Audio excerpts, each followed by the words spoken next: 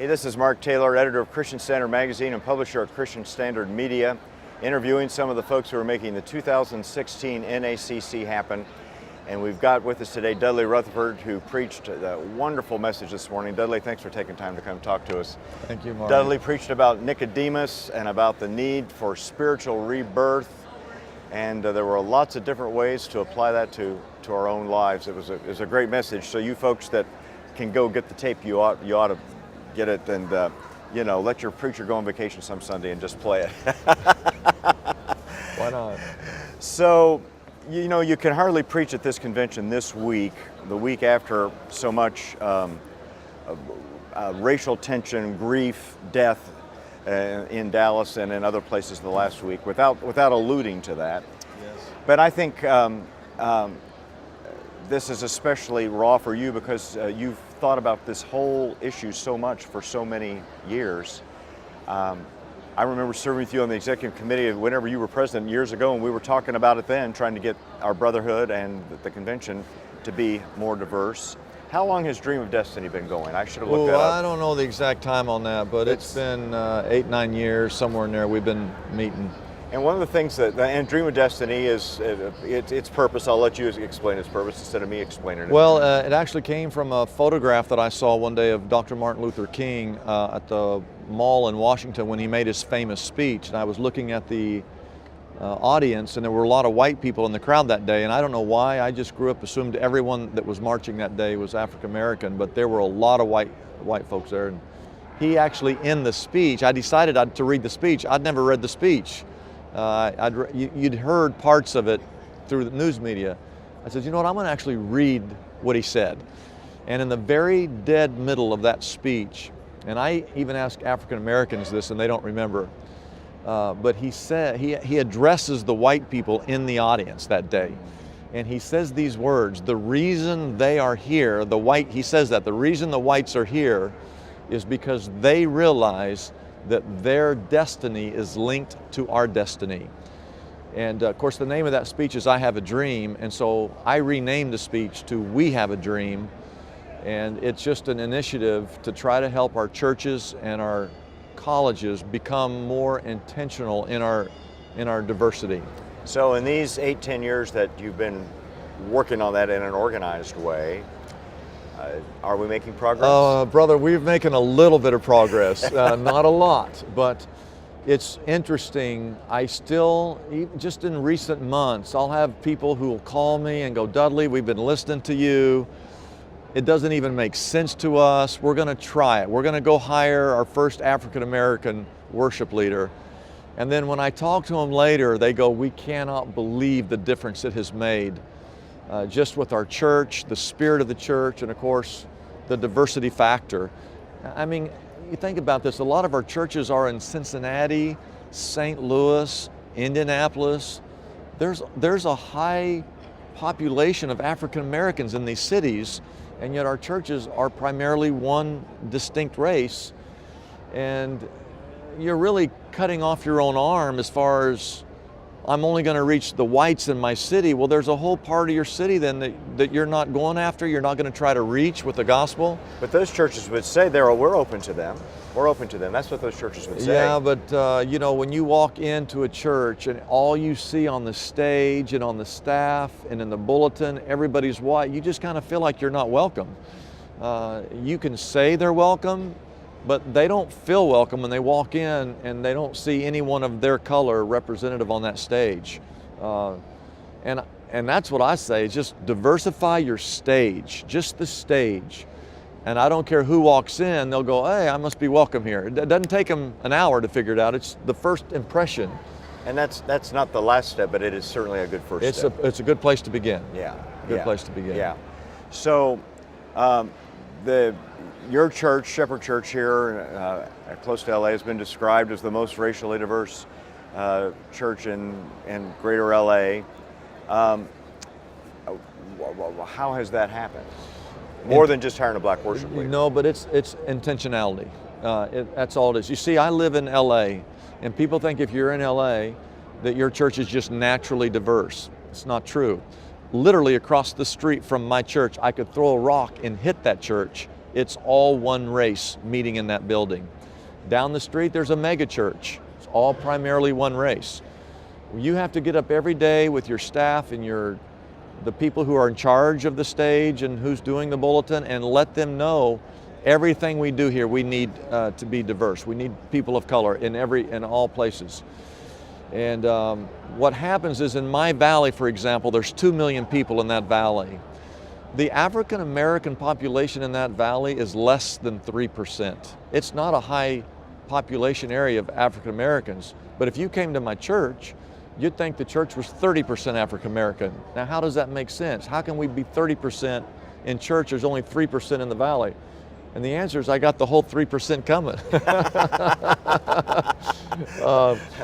And what happens though, anyone who's African American that moves into that area, they go, where do you go to church? And they go, Shepherd of the Hills. And so it's like a floodgate once you start. And that's true, I think, for all the races.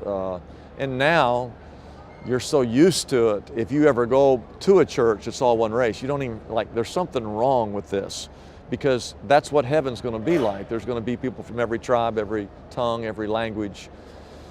And back to our point, when our country is divided as it is right now, and don't take this wrong, I just think the all-white church, you've got nothing to say.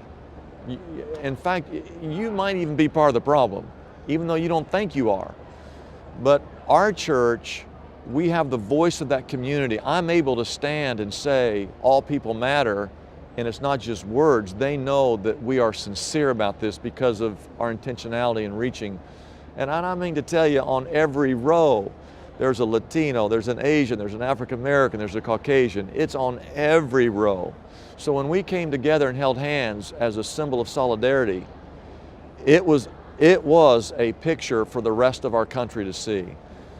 And all it is just attempting to make everybody in this city to feel welcome and to try to reach them and to make them feel at home and loved. And I just wish the whole country could have and experience what we have there at Shepherd. Yeah, you and your whole sermon was not about this issue by any means. No. You use it as an illustration as a part of the rest of the message, but we're just taking our few minutes this morning to concentrate, or this afternoon to concentrate on it. You said that a couple of things that struck me. One was, it's hard for me to imagine what I'm seeing in the newspapers because of what we're experiencing in our church. Yeah. And you also said, I feel like the multi-ethnic church is the only hope we've got for dealing with this issue in our country. Okay. So go ahead. Because the government is not going to solve the racially divided situation that we're in. I even think they partially caused it. They're not going to solve it. The media is not going to solve the racial disunity in our country. The only hope we have is Jesus Christ. In the sermon Nicodemus, he tells the story of, in Numbers 21, where Moses lifted up the snake and everyone who looked upon it were healed. And that was the point, that if we lift Jesus up and truly lift him up, he draws all men unto himself. He'll draw the Asian, the Latino, the African American. And so that's how that fit into this message with Nicodemus. We got to lift Jesus up. He's the only one that can heal this racial division in our country, because he literally brings us together. We are one family. We are, we're in this series called One Another at our church, where you have to serve one another, love one another, teach one another, encourage one another. There are 59 of those one another's. God has called us, obviously, to be a one another church. And some of that is to actually, the Bible talks about considering others better than yourself. Can you look at someone who's of a different color? I said this, can you as a Democrat look at a Republican and say, and treat him as you would treat yourself, or vice versa? We're so divided politically in this country. We're divided economically in this country.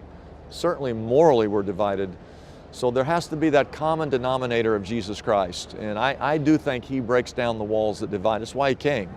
And it's got to happen in far more arenas than just that worship service.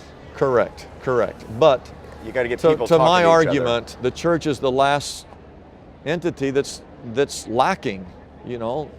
Hollywood is diverse. sports Education. are diverse, education diverse, political systems diverse, the church, we're still not diverse. And we're the one entity that should be diverse, because we've been called to love our neighbor as ourselves. We've been called to go into all the world and make disciples. And we're the last entity. And I tell you, I know this is not why we're meeting to talk about all this, but It's good. Now's the time. I mean, we've waited long enough. No more words. Let's be intentional. I always say, when you see someone of a different color, you speak first, because they're looking at you and you're looking at them and you're wondering, do they like me? There's fear. You speak first. And I don't care. I see someone from India, Korea, China, Japan.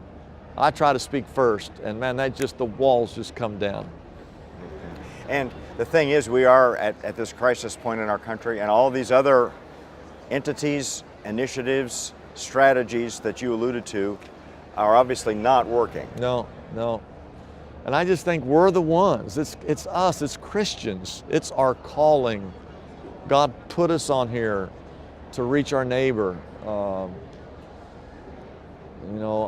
We've got to do it. We've got to figure out a way, even submit. The Bible says to submit to one another. I'm supposed to submit. I'm supposed to be kind. I'm to encourage. Put someone else's preferences ahead of my own. Exactly. Which is a big deal in creating a multicultural church. Exactly. Yeah. Well, Dusty, you've been continuing to wave this banner and issue this clarion. I called you Dusty. To issue this clarion call, and we really, really appreciate your example and your challenge, Dudley. Well, I want to thank you, because I know the Christian Standard has done some articles and some whole issues on this. We did. And see, that might not have happened 8 years ago. That's true. And so that's progress. That's true. I think the people in charge of North American, at least they're trying to diversify the platform here and to have different people of color on the stage and involved in teaching and workshops. So we are making some progress. And again, I hear good stories, but I want to thank you too for doing your part. Well, each of us can try to find something to do. And to me, one of the easiest things to do is to intentionally speak to people, because I know there's a lot of folks who are not white, who are very suspicious or bitter toward white people. And if I can break that down a little bit in a line at the grocery store or at a restaurant or at the gate at the airport, I feel like I've done a little bit there. Right. Yeah. Well, thanks again. Appreciate your time, Dudley. Thank you. God bless. You too.